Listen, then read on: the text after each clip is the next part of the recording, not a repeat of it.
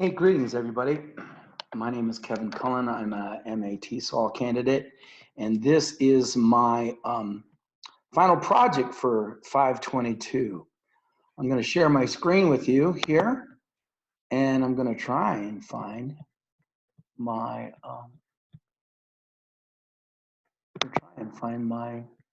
PowerPoint.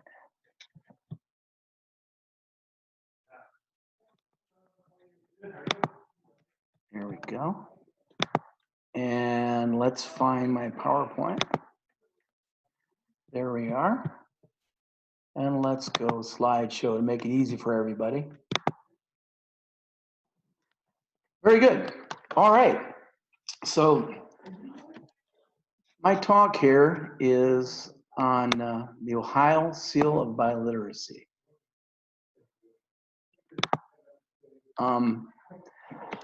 Are all things equal? So the state of Ohio has instituted the Ohio Seal of Biliteracy as of 2017. Originally, it happened in California and started spreading to the East Coast. At the time that Ohio decided to research the Seal of Biliteracy, a lot of this data has already been posted. So we're working off of information that that other schools have had in place or are using. So let's talk about the background here. 2017, Ohio votes into law the Ohio Seal of Biliteracy. It was proposed in the spring of 2016. It was voted in the fall of 2017, which qualified 2018 graduating students. This is a fast track for anything political or academic, I got to tell you.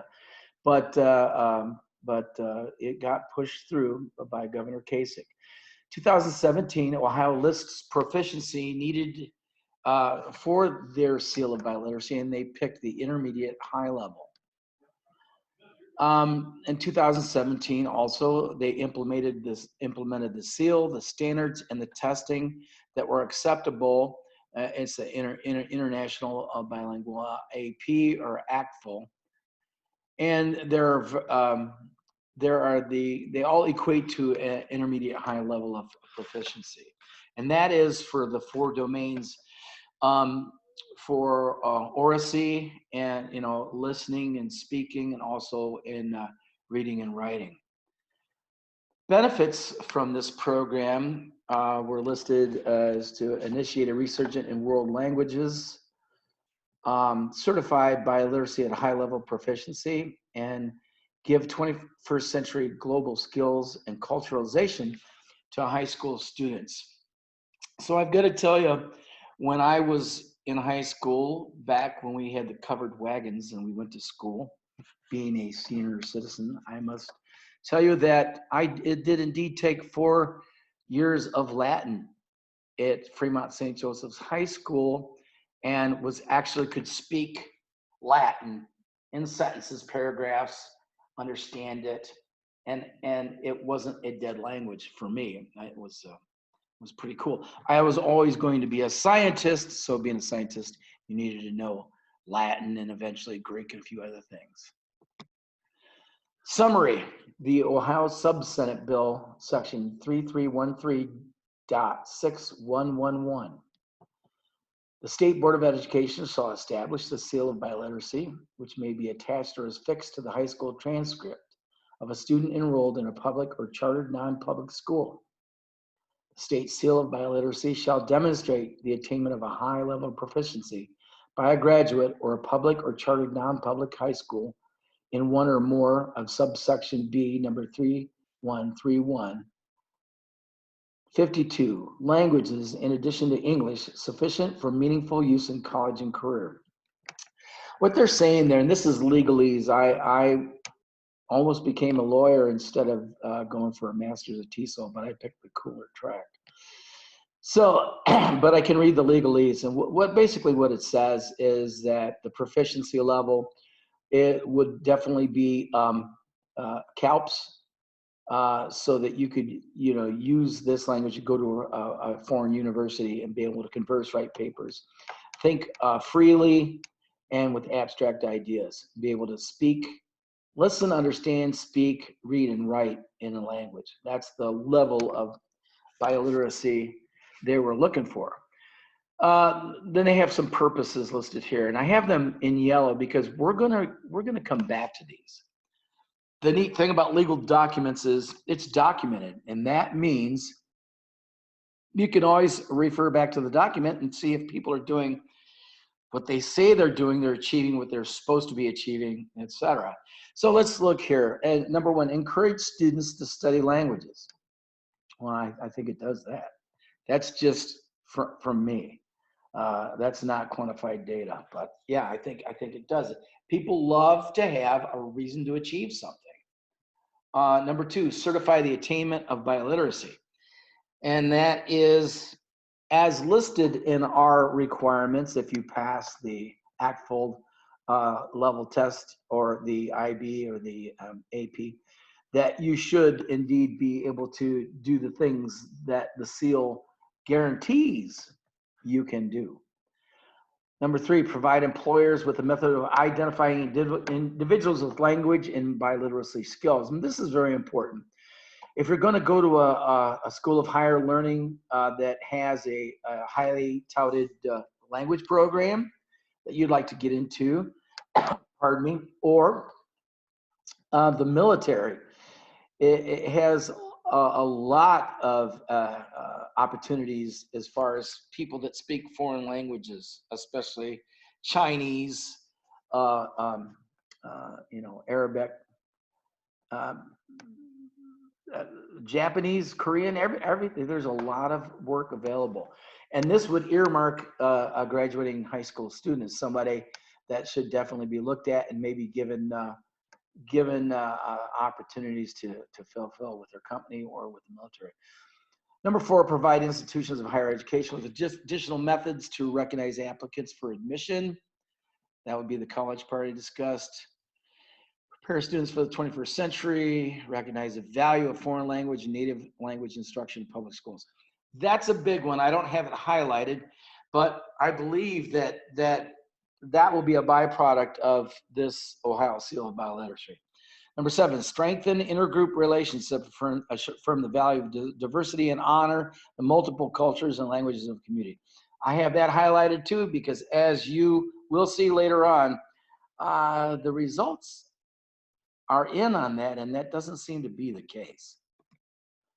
Summary continued. Each school district, community school, STEM, et cetera, they're laying out in legalese exactly who this pertains to, shall maintain appropriate records to identify students who have completed the requirements for earning the state seal of biliteracy as prescribed under Division C1. All right, so shall maintain appropriate records to identify students. Now, you know, the beloved state of Ohio, they probably will do a pretty good job of record keeping. But when you're talking about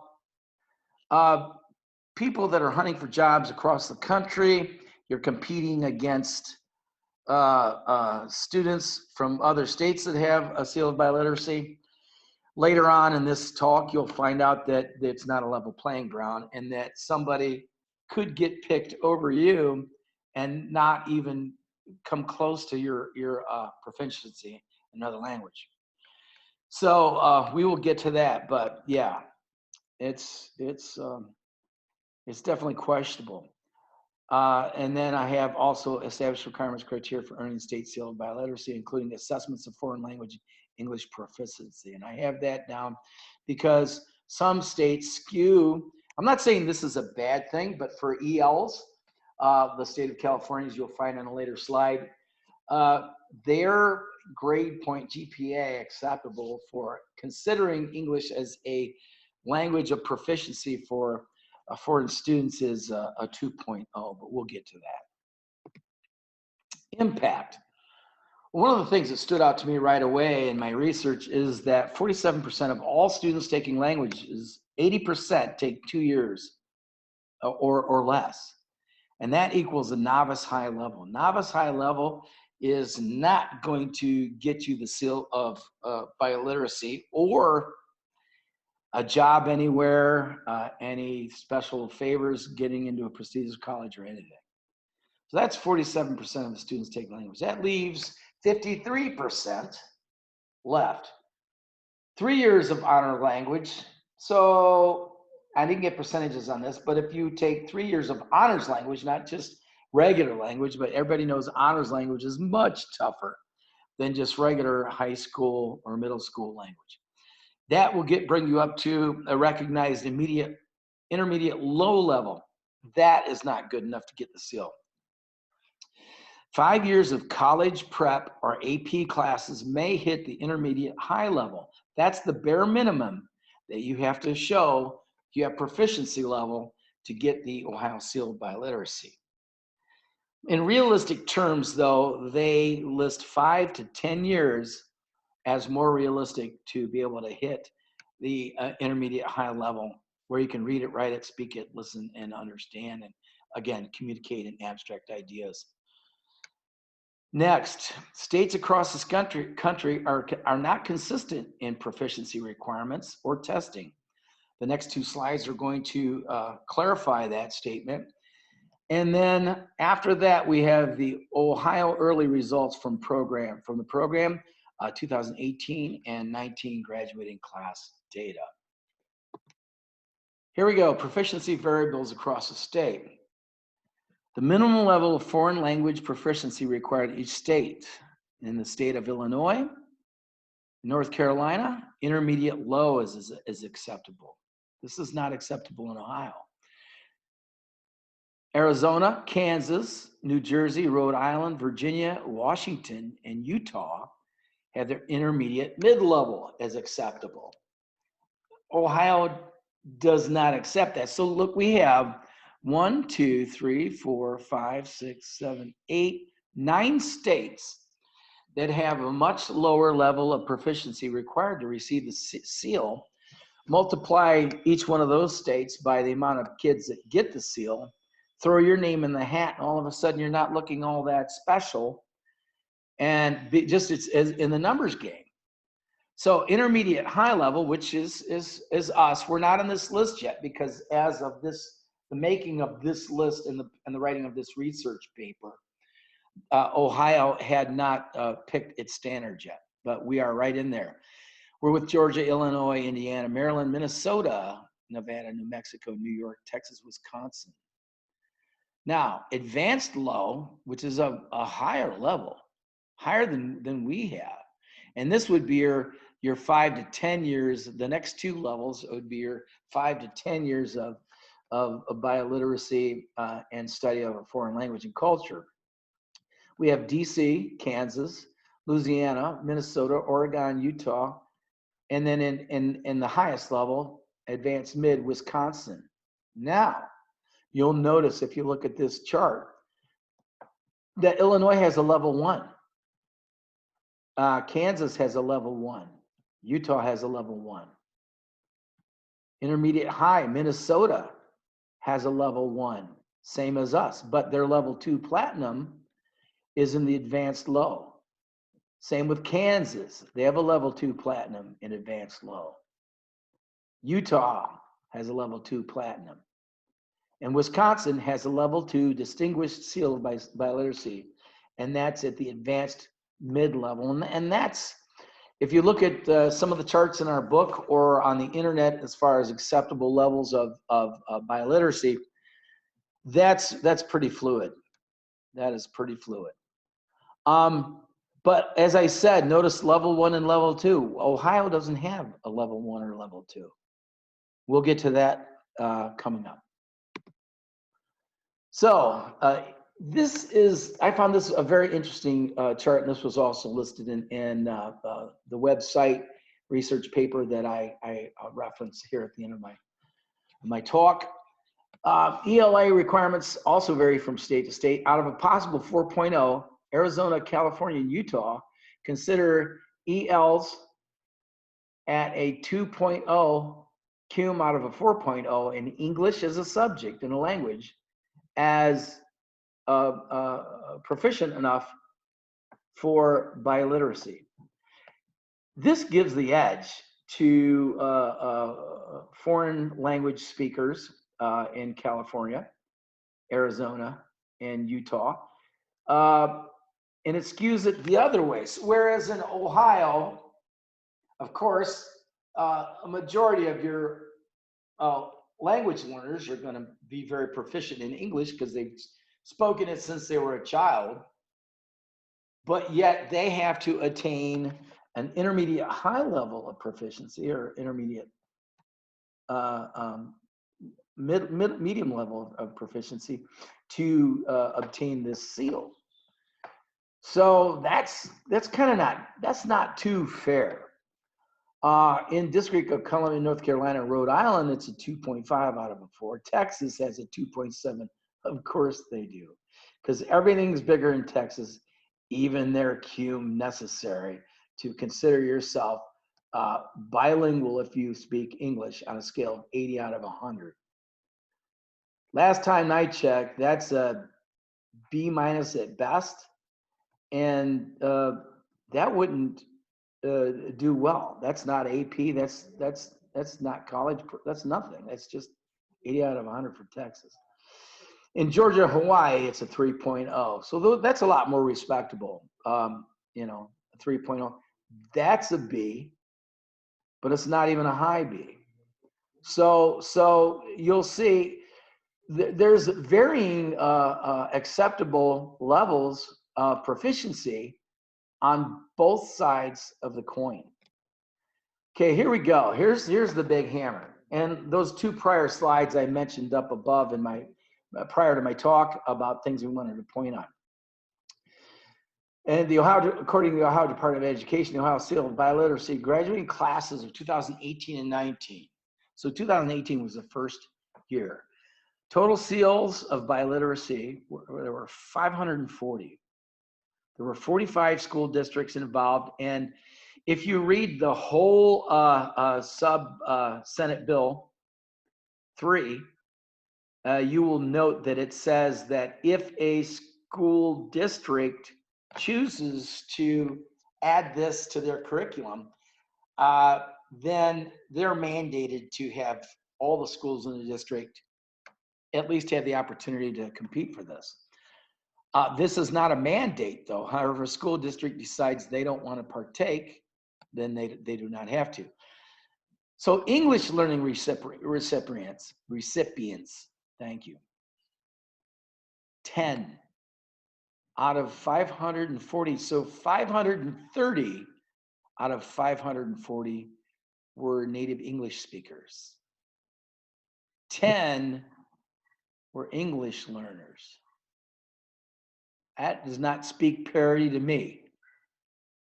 Economically disadvantaged recipients, 46 out of 540. So just about 500 of the recipients of the seal are not, I repeat, not economically disadvantaged. So is there a disadvantage to be economically disadvantaged? I pose the question. The numbers say yes. Now, I don't have data on lack of interest or working moms, latchkey kids. I don't have data on that. But at least this says to me that we need to take a look at that. Disabled recipients were less than 10. So, and that's for both years. So that didn't change. And that makes me wonder about accessibility. You would think it would at least change a little bit with the disabled recipients. Number 10, of world languages other than English, 10. English learner recipients, 10. Number of world languages other than English, 10. So 2018, I think, gives us a picture of how slanted or weighted this seal of biliteracy might be. 2019, so 901 seals handed out. You know, not 100% double, but quite a bit more. I didn't do the percentages on this, but I'm going to guess it's probably at least 90% improvement. Just at face value, looking at it. Total districts involved, is 69. So we have 25 more districts involved and or a 50% increase of districts involved. So it's catching on.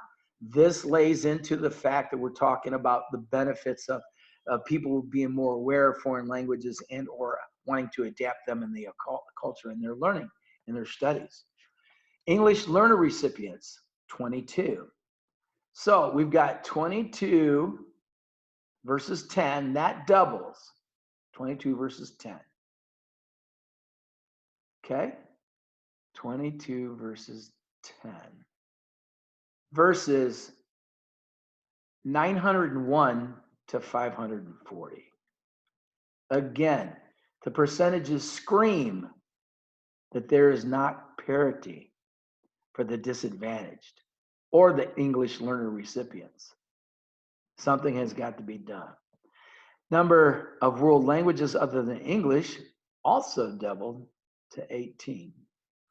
Now, I don't have specific school data. It's hard to get data on high school students, just a hunter-gatherer like myself, because I'm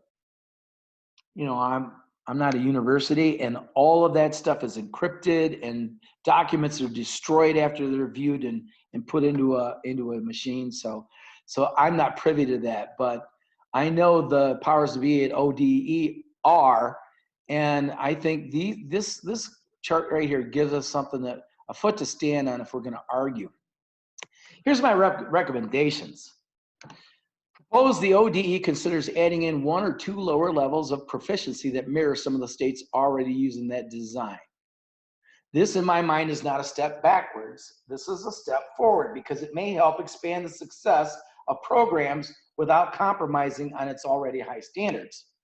So there still would be our regular high level of proficiency, but it would allow other students that are late in school to still compete and try and learn a language or better their language skills.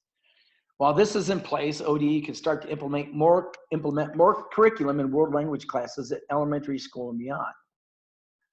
Second proposal or recommendations, take into consideration the level of success and failure of other programs in picking the right path for Ohio. In other words, don't just go, okay, we'll do a level 1, level 2, and level 3. Get real data from those school systems, find out where they've had trouble, adversity, where they overcame it. What things did they implement? What technologies? What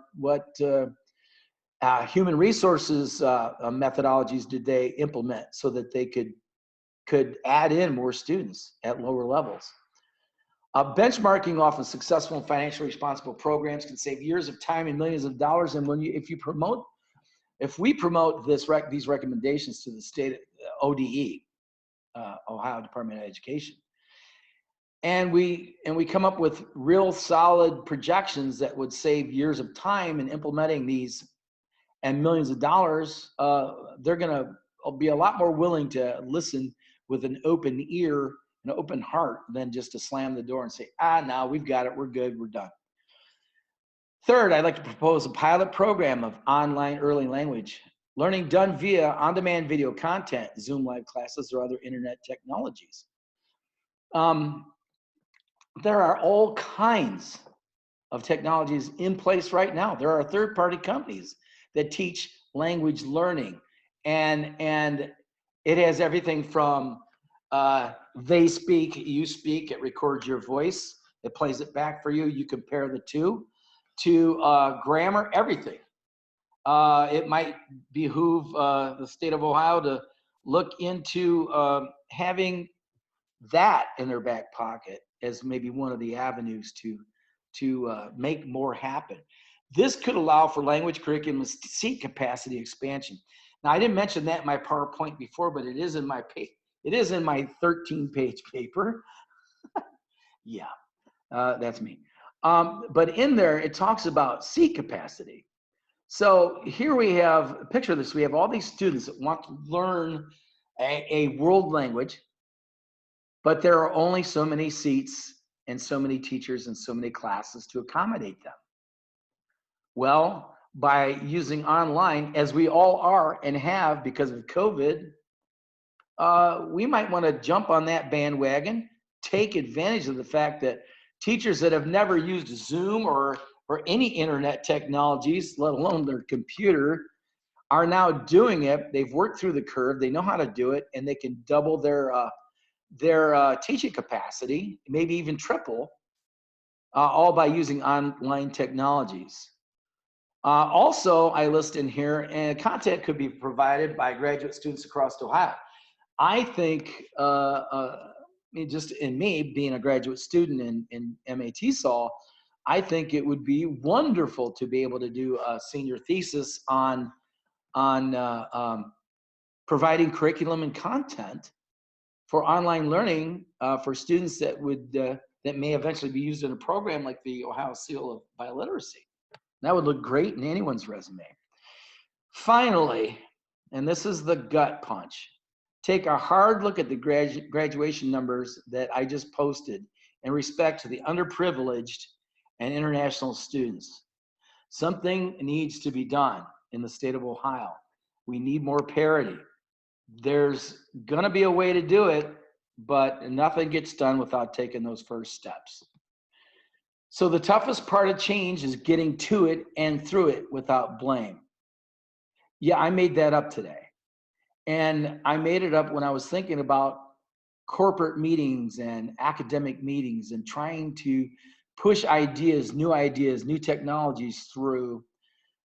You always have to watch out for the people that did the work before you and not point fingers, and give them a slap on the back and thank them profusely for their hard work. Because the Ohio Seal of Bioliteracy, in a general view, is pretty solid. It just needs to be better. It needs to have more parity for those demographic groups that I was discussing earlier. So that's it. I'd like to thank you for your time and careful consideration in watching this. And I'd like to also offer, if anybody has any questions on this fine presentation, feel free to email me at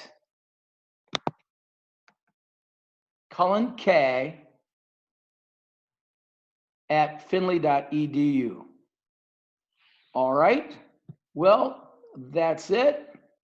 And I think we're done. So thank you so much. And I appreciate your viewing this. Thank you.